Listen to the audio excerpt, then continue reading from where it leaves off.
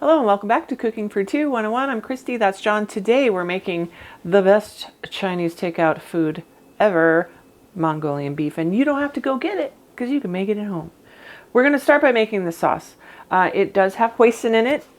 Hoisin is a thick, kind of sweet, I don't even know how to explain it. It's just delicious. You can buy it anywhere. So we have 4 tablespoons of hoisin. We're going to add same amount of soy sauce in there. We're going to add 2 tablespoons of rice wine vinegar and 2.5 tablespoons of brown sugar. What we're going to do now is stir this so the sugar starts to dissolve. And it's going to take a minute. You don't want that granular texture. It'll also burn in the pan. So you really need to work on this and make sure that everything gets incorporated and the sugar dissolves. Like I said, it takes a couple minutes. Also, we're going to add 4 tablespoons of water. Okay, everything's in the pool. We're going to keep stirring this until there's no more of that granular sound. It sounds like sandpaper. So we'll be back when that's ready.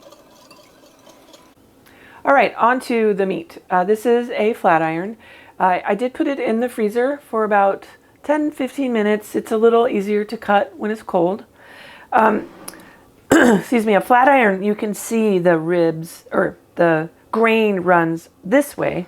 So we're going to cut at it a bias to minimize the toughness of the steak. But first, we're going to cut it down the middle. That gives us bite-sized pieces. All right, so that's done. And now we're going to just take our knife, sort of put it at an angle, and cut against the grain like that. That one's big. I'm going to go cut that one down a little bit later. There we go, like that.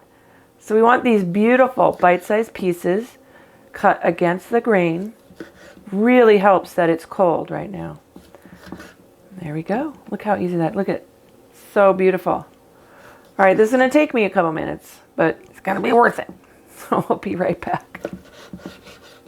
Okay, so the meat is all sliced up and you can see all the marbling in here. Oh, it's going to be so good.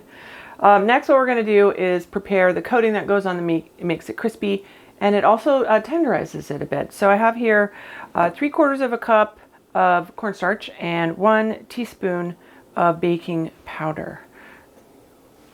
We're also going to add a good healthy pinch of salt and some black pepper. I can mix this about a bit with my fingers because they're handy.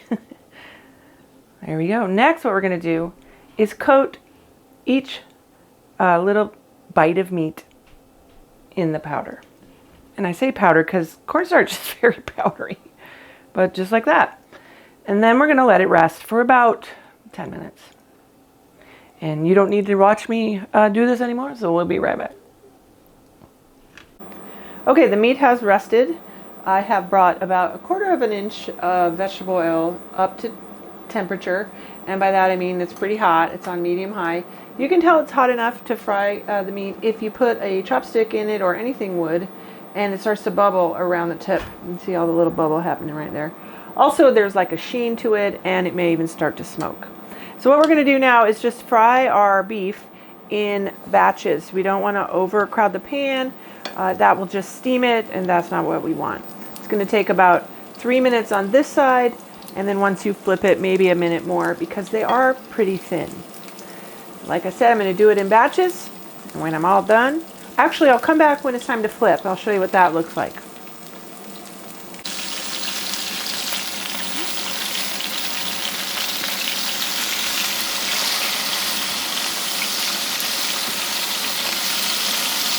Okay, all of the beef is seared on both sides. It's nice and got a beautiful coating on it. I'm so excited about it.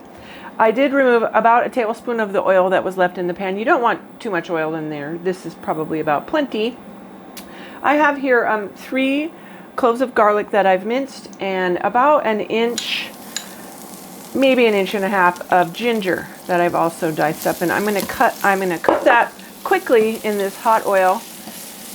Oh, instantly smells amazing. Look, I didn't cut that guy. Hey, guy, you're not invited anymore. Okay. Amazing. Okay, next I'm going to add about a teaspoon of red chili flakes. If you don't want it spicy, don't put that much in. If you want it spicier, add more. I did look for red Thai chilies at the store. I actually went to 2 stores, but I couldn't find them. So this is going to be our spice for today. I do like the look of those red chili peppers, but if you accidentally eat one, it's a whole different story. All right, there we go. That's looking beautiful. Okay, now we're going to add all the beef back into the pan. And we're going to add our beautiful sauce that we made. You stir it around just to make sure there's no more sugar sitting on the bottom, but it's all dissolved. I can tell there's no, you can't feel it in there.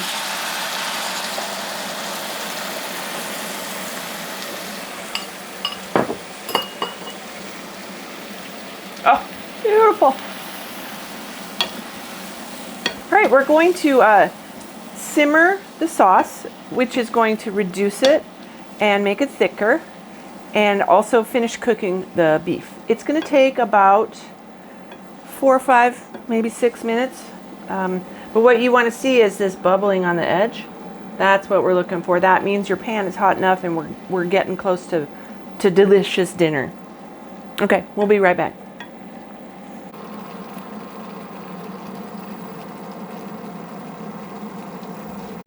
Okay, the sauce has reduced. It's quite glossy and bubbly. Look how it's thickened. It's amazing.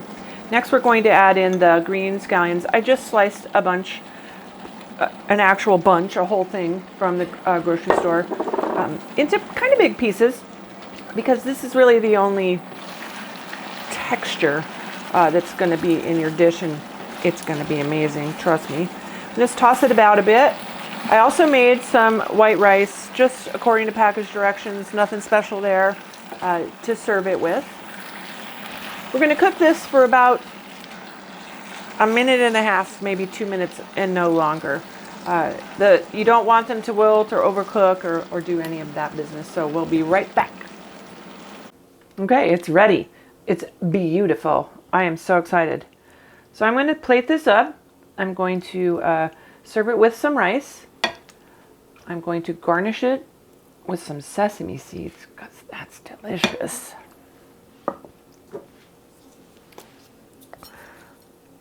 These are actually toasted sesame seeds, which you can buy in the store, and I think that's super cool. Okay, clearly it's a little hot right now. I'll be right back. Okay, it's cooled off, and I'm going to try it. It smells amazing. I'm so excited.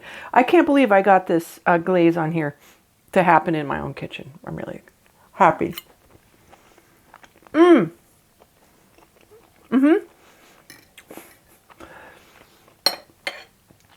You're going to be so happy when you try this.